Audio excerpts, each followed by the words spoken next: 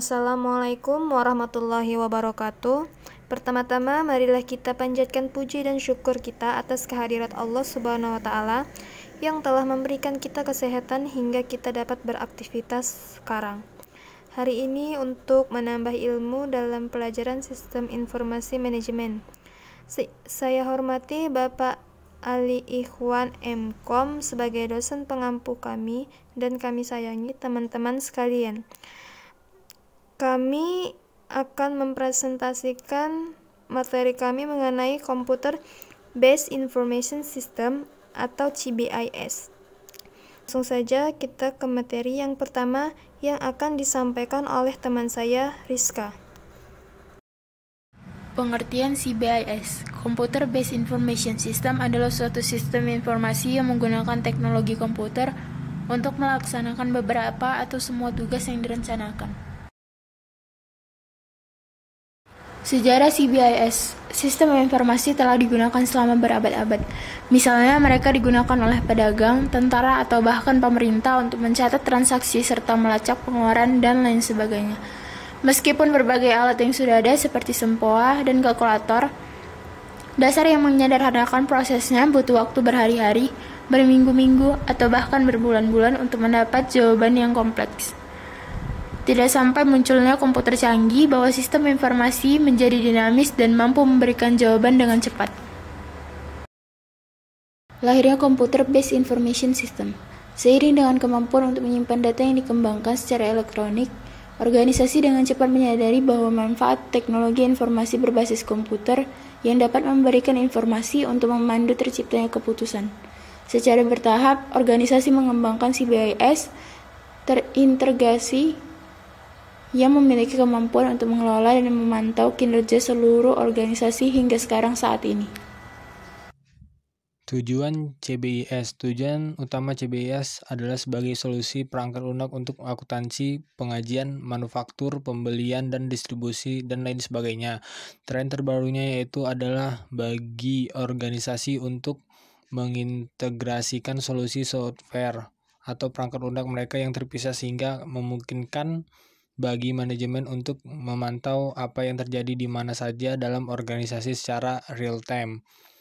CBIS adalah langkah signifikan dari sistem lama yang menggunakan proses harian, mingguan, dan bulanan untuk memperbarui file. Fungsi CBIS. CBIS digunakan dalam berbagai cara. Salah satunya mereka digunakan untuk mengontrol dan melaporkan pengeluaran dalam organisasi. Fungsi dan kegunaan lainnya adalah dalam sistem manajemen lalu lintas dan basis data registrasi populasi.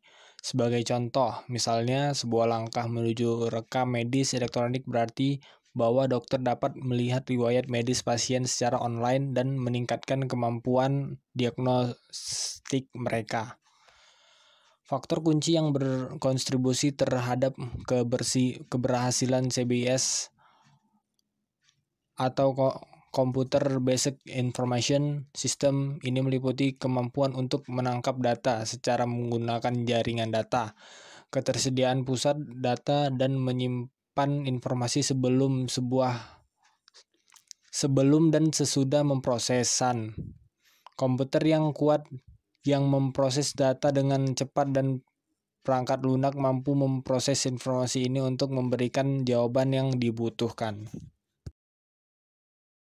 Selanjutnya adalah komponen-komponen CBIS. 1. Hardware. Komponen yang pertama adalah perangkat keras. Ini adalah perangkat seperti monitor, prosesor, printer, dan keyboard yang semuanya bekerja sama untuk menerima, memproses, menampilkan data, dan informasi.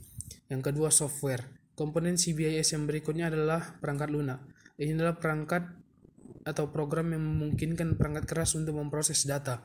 Yang ketiga ada database. Basis data adalah pengumpulan file atau tabel terkait yang berisi data terkait. Keempat, network atau jaringan adalah sistem penghubung yang memungkinkan beragam komputer untuk mendistribusikan sumber daya. Yang kelima, prosedur. Komponen CBIS yang terakhir adalah prosedur atau perintah untuk menggabungkan komponen di atas untuk memproses informasi dan menghasilkan output yang disukai. Selanjutnya ada pun beberapa contoh aplikasi atau sistem informasi CBIS. Sistem Informasi Akuntansi atau SIA merupakan software atau perangkat lunak yang melaksanakan aplikasi akuntansi perusahaan. Aplikasi ini biasanya ditandai dengan volume pengolahan data yang tinggi. Pengolahan data dari sistem tersebut terdiri dari 4 tugas utama, yakni pengumpulan data, manipulasi data, penyimpanan data, penyiapan dokumen. Sistem ini merupakan suatu sistem yang bertugas untuk mengumpulkan data, yang menyimpan aktivitas perusahaan, mengubah data tersebut menjadi sebuah informasi, serta menyediakan informasi tersebut bagi pemakai dalam dan juga di luar perusahaan. SIA adalah salah satu contoh CBIS yang bertanggung jawab untuk memenuhi kebutuhan informasi yang ada di luar perusahaan.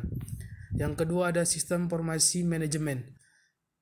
SIM atau Sistem Informasi Manajemen adalah pengembangan serta penggunaan sistem-sistem informasi yang handal pada organisasi-organisasi. Selain itu juga definisinya menurut ahli dan pakar SIM adalah sebuah CBIS yang menyediakan informasi bagi beberapa pemakai yang mempunyai kebutuhan yang serupa.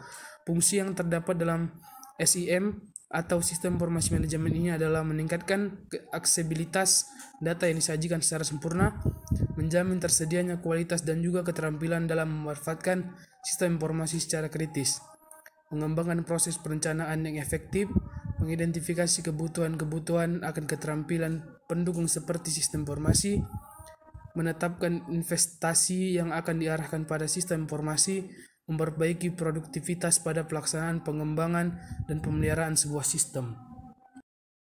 3. Sistem pendukung keputusan Decision Support System atau yang disingkat DSS adalah bagian dari CBIS yang digunakan dalam mendukung pengambilan keputusan pada suatu organisasi atau perusahaan.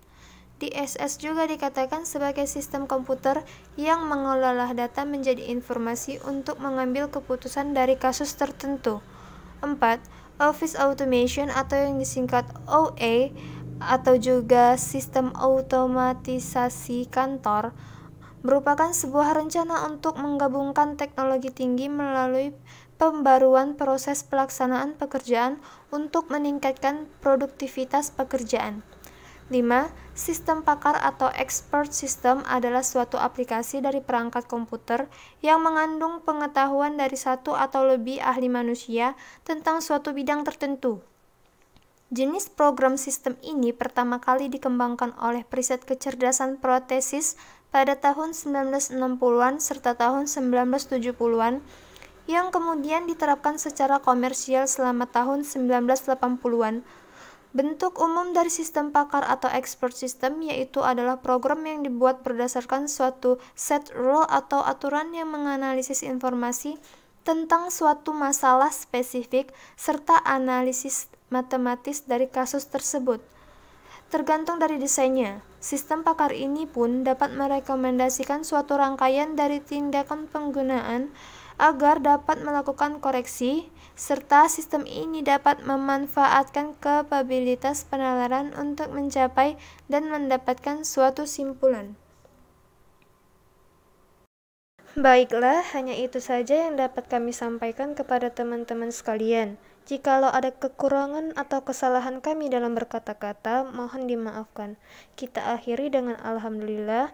Wassalamualaikum warahmatullahi wabarakatuh.